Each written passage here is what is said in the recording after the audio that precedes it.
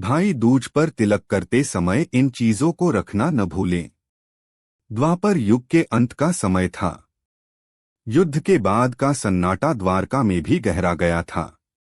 श्री कृष्ण अपने महल की छत पर बैठे सागर की लहरों को निहार रहे थे। आकाश में शरद ऋतु का शीतल चाँद झिलमिला रहा था। तभी पास से रोहिणी देवी आईं और बोली, मुरारी, आज द्वितीया तिथि है, भाई दूज का पर्व। बहनें अपने भाइयों को तिलक लगाकर दीर्घायु का आशीर्वाद देती हैं। युधिष्ठिर ने भी संदेश भेजा है कि आज का दिन अत्यंत शुभ है। कृष्ण मुस्कुराए, हाँ माता, यह दिन केवल तिलक का नहीं बल्कि हृदयों के स्नेह का पर्व है। जब बहन प्रेम से तिलक करती है तो उसके हर अक्षत, हर कुमकुम में उसका हृदय बसता है। यही सच्ची रक्षा का व्रत है। उसी समय द्वारका के एक छोटे नगर में एक निर्धन ब्राह्मण कन्या सुभद्रा रहती थी। उसका एक छोटा भाई गोपाल था जो अभी 10 वर्ष का ही था। माता पिता का साया बचपन में ही उठ गया था।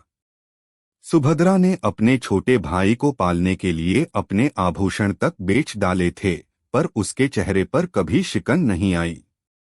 हर वर्ष जब भाई दूज आती तो वह मिट्टी से बने दीपक जलाकर अपने भाई को तिलक करती और कहती, भैया, भले ही मेरे पास सोने चांदी के थाल नहीं हैं, लेकिन मेरे दिल में तुम्हारे लिए सच्चे प्रेम की ज्योति है, वही तुम्हारी रक्षा करेगी।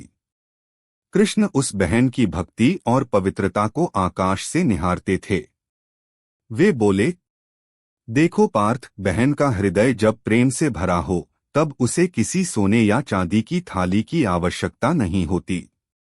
जो बहन तिलक करते समय सच्चे मन से भाई के कल्याण की भावना रखती है, वहां देवता स्वयं उपस्थित हो जाते हैं। उस वर्ष की भाई दूज का दिन कुछ भिन्न था। सुबह से ही वातावरण में एक विशेष आभा थी। सुभद्रा ने मिट्टी के दीपक जलाए, तुलसी पत्र से अपने छोटे से आंगन को सजाया और थाली में तिलक का सामान रखा। थाली में थे रोली, अक्षत, दीपक, तुलसी पत्र और एक छोटी सी सुपारी। परंतु सुभद्रा के मन में एक चिंता थी। उसने सुना था कि जो बहन तिलक के समय कुछ आवश्यक वस्तुएं भूल जाती है, उस तिलक का प्रभाव अधूरा रह जाता है। वह सोचने लगी, कौन सी चीजें हैं जो भूलनी नहीं चाहिए। उसी रात श्री कृष्ण सुभद्रा के स्वप्न में आए। उन्होंने कहा, प्रिय कन्या, जब बहन भाई के मस्तक पर तिलक करती है तब केवल रंग नहीं लगाती बल्कि जीवन का आशीर्वाद देती है। इसलिए तिलक के समय कुछ बातों को कभी न भूलो। पहला, अपने मन में श्रद्धा अवश्य रखो, क्योंकि बिना श्रद्धा के किया गया कोई भी तिलक केवल दिखावा है। दूसरा, अपने हृदय में क्षमा रखो, क्योंकि जो बहन अपने भाई से मनमुटाव रखकर तिलक करती है उसका आशीर्वाद निष्फल होता है। तीसरा, तिलक करते समय तुलसी पत्र अवश्य रखो, क्योंकि तुलसी माता स्वयं लक्ष्मी का स्वरूप हैं और उनके साथ ही सुख समृद्धि आती है। चौथा, तिलक के बाद दीपक अवश्य जलाओ, क्योंकि वह अग्नि तत्व का प्रतीक है जो भाई के जीवन से अंधकार को मिटाता है। कृष्ण ने मुस्कुराते हुए आगे कहा, और सबसे बड़ी बात, तिलक करते समय जो वस्तु सबसे आवश्यक है वह है प्रेम की भावना।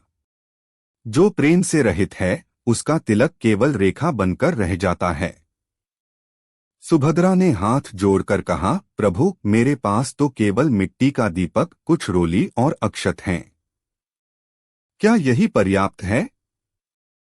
कृष्ण ने मधुर स्वर में कहा, कन्या, जिनके पास सच्चा भाव है उनके पास सब कुछ है।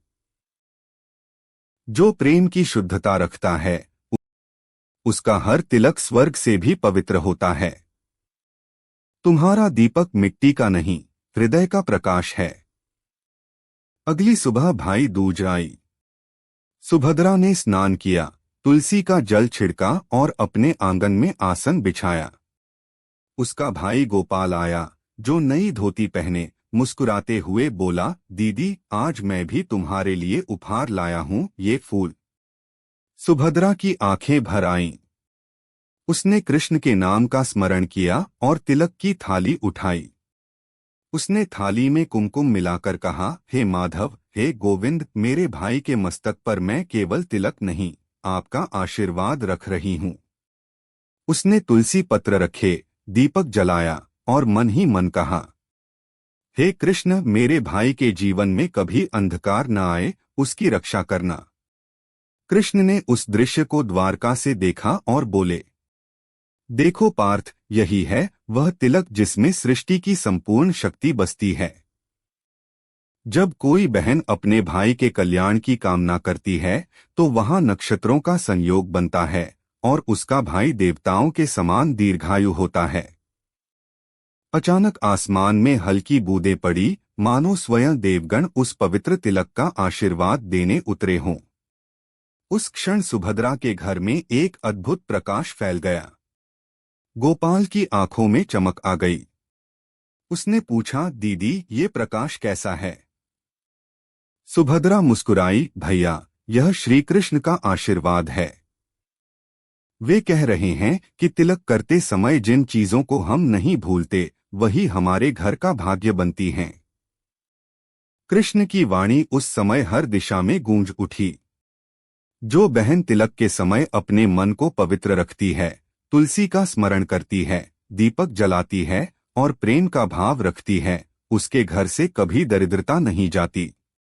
जो भाई बहन के तिलक को स्नेह से स्वीकार करता है वह केवल दीर्घायु ही नहीं बल्कि धर्म मार्ग पर अग्रसर होता है। इसलिए तिलक केवल माथे पर नहीं, हृदय पर होना चाहिए। कहते हैं उस दिन के बाद से जब भी भाई दूज का त्योहार आता, सुभद्रा जैसी हर बहन अपनी थाली में 4 चीजें रखना नहीं भूलती, तुलसी पत्र, दीपक, रोली अक्षत और प्रेम की भावना। कृष्ण की वाणी बार बार यह संदेश देती कि मानव, पर्व केवल रीति नहीं, भावना है। जब तुम किसी कर्म को श्रद्धा से करते हो तब देवता स्वयं उसमें आकर विराजते हैं। सालों बाद जब गोपाल बड़ा हुआ तो अपने गांव का सबसे ज्ञानी और संपन्न व्यक्ति बन गया।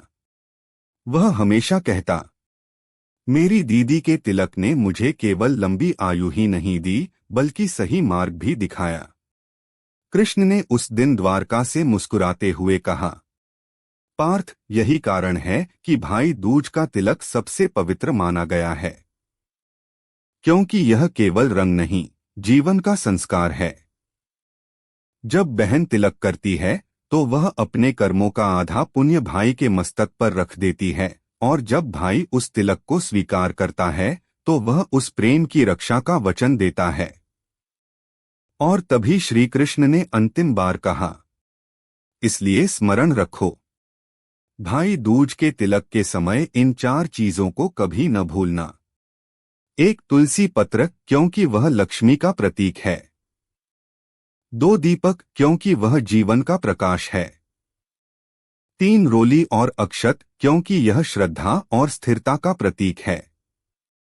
4 स्नेह, क्योंकि यही सभी अनुष्ठानों की आत्मा है।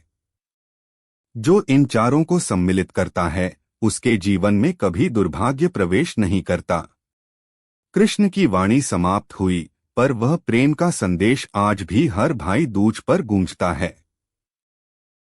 हर बहन जब अपने भाई के माथे पर तिलक लगाती है तो उस क्षण श्री कृष्ण की वाणी गुप्त रूप से उसके हृदय में उतरती है। तू केवल तिलक न लगा रही, तू एक आशीर्वाद बो रही है जो जन्मों तक रक्षा करेगा। और इस प्रकार वह पवित्र कथा समाप्त नहीं होती, क्योंकि हर वर्ष हर भाई दूज पर जब कोई बहन प्रेम से तिलक करती है तब उस तिलक में श्री कृष्ण स्वयं मुस्कुराते हैं और कहते हैं, यही सच्ची भक्ति है, अपने प्रेम से किसी और का कल्याण करना। अगर आप श्री कृष्ण के सच्चे भक्त हैं तो चैनल को सब्सक्राइब करो और वीडियो को लाइक करके कमेंट में जय श्री कृष्णा लिख दीजिए।